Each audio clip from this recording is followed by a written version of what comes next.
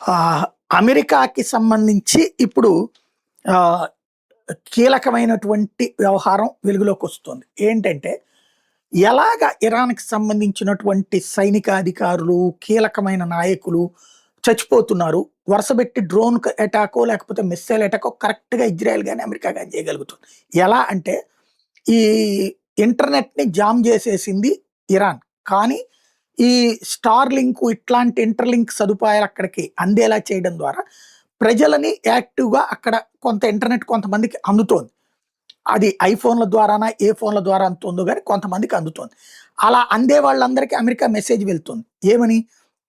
మీ ప్రాంతంలో ఉన్నటువంటి మా శత్రువులు, మీ శత్రువులు ఎవరైతే ఉన్నారో ఆ ఇరాన్‌కి సంబంధించిన సైనిక అధికారులు, నాయకుల డేటా మీరు పంపిస్తే మీకు బౌంటీ ఇస్తాం. అంటే మంచి డబ్బులిస్తాం. అలాగే మీరు అమెరికాలో సెటిల్ అవ్వడానికి అవకాశం కల్పిస్తాం. మీ దేశంలో మీరు తిరగబడి లేదా మీ దేశాన్ని మీరే పరిపాలించుకోవచ్చని. దీనికి అనుగుణంగా కొంతమంది స్థానికులు ఆ ఏరియాలో ఉన్నటువంటి ఆ సైనికాధికారో, లేకపోతే ఐఆర్‌జీసీ నాయకుడో, లేకపోతే గనక కొమైనీ బ్యాచో, పొలిటికల్ లీడర్స్ ఎవరైతే ఉంటారో వాళ్ళ ఇంటిని అది ఆ ఏరియా లొకేషన్ కూడా ఇస్తున్నారు. దాన్ని అమెరికా క్రాస్ చెక్ చేసుకొని, ఇజ్రాయెలు, అమెరికా కలిసి కోఆర్డినేట్ చేసుకొని మిస్సైల్ అటాక్స్ చేస్తోంది. ఇది తాజాగా బయటపడ్డటువంటి ఓ రహస్యం.